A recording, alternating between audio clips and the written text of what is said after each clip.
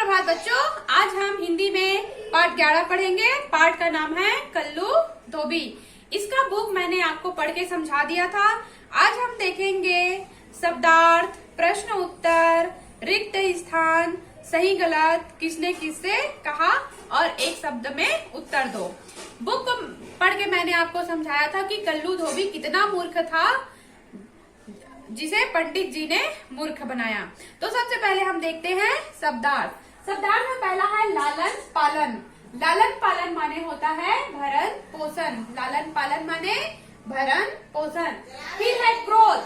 क्रोध माने होता है गुस्सा। क्रोध माने गुस्सा। फिर गुजर रहा। गुजर रहा मतलब निकल रहा। उसके बाद प्रार्थना। प्रार्थना माने होता है विनती। प्रार्थना माने विनती। फिर अफसर। अफसर माने होता है अधिकारी। अफसर माने अधिकारी।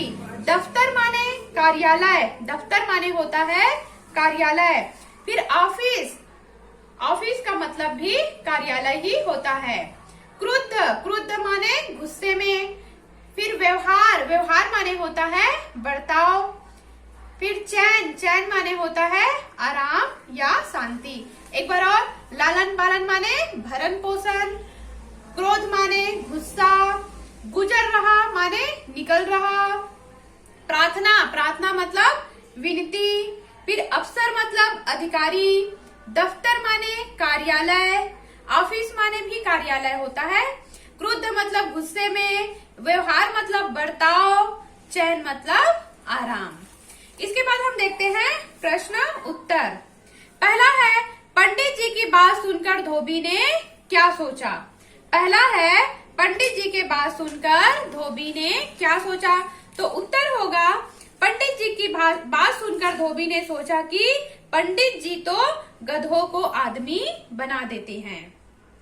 पंडित जी की बात सुनकर धोबी ने क्या सोचा। पंडित जी की बात सुनकर धोबी ने सोचा कि पंडित जी तो गधों को आदमी बना देते हैं। प्रश्न दूसरा है कल्लू धोबी क्या करता था। तो उत्तर होगा कल्लू धोबी गांव वालों के कपड़े धोता था।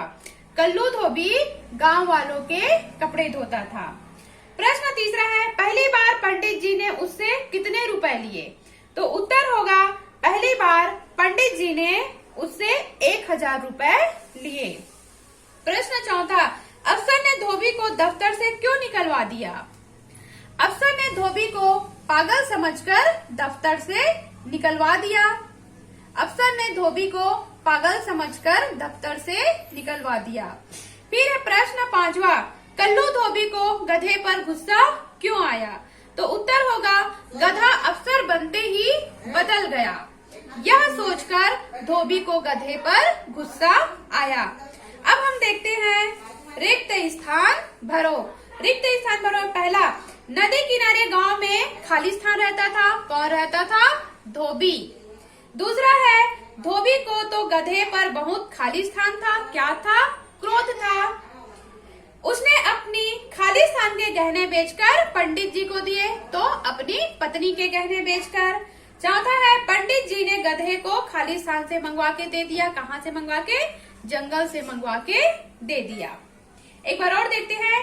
पहला है नदी किनारे गांव में एक धोबी रहता था। दूसरा है धोबी को तो गधे पर बहुत गुस्सा था। तीसरा है उसने अपनी खाली स्थान के गहने बेचकर धोबी पंडित जी को दे दिए। पत्नी के गहने बेचकर दे दिए। पंडित जी ने गधे को जंगल से मंगवाकर दे दिया। अब देखते हैं सही तथा गलत। पहला पंडित जी ने गधे को आदमी बना दिया था। गलत। यह कथन गलत है, इसलिए गलत का चिन्ह आएगा। दूसरा है कल्लू गधा बार बार अफसर को गधे का थैला दिखा रहा था। यह कथन सही है, इसलिए राइट का चिन्ह आएगा। तीसरा है कल्लू ने अपनी पत्नी के गहने बेच दिए थे। यह कथन भी सही है, इसलिए राइट का चिन्ह आएगा। फिर चौथा है कल्लू धोबी मूर्ख था। यह कथन सही है, इसलिए राइट का चिन्ह आएगा। एक बार और देखते हैं सही गलत। पहला पंडित जी ने गधे को आदमी बना दिया था। यह कथन गलत है, इसलिए गलत का चिन्ह आएगा।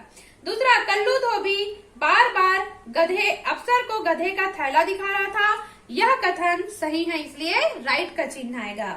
तीसरा है कल्लू ने अपनी पत्नी के गहने बेच दिए थे। यह कथन सही है, इसलिए राइट का चिन्ह आएगा। चौथा, कल्लू धोबी मूर्ख था। यह कथन भी सही है, इसलिए राइट का चिन्ह आएगा। अब हम देखते हैं किसने किससे कहा। मैंने ना जाने कितने गधों को आदमी बनाया है। किसने कहा? पंडित जी ने बच्चों से कहा। दूसरा है, साहब मेरे गधे को भी आदमी बना दो। किसने कहा?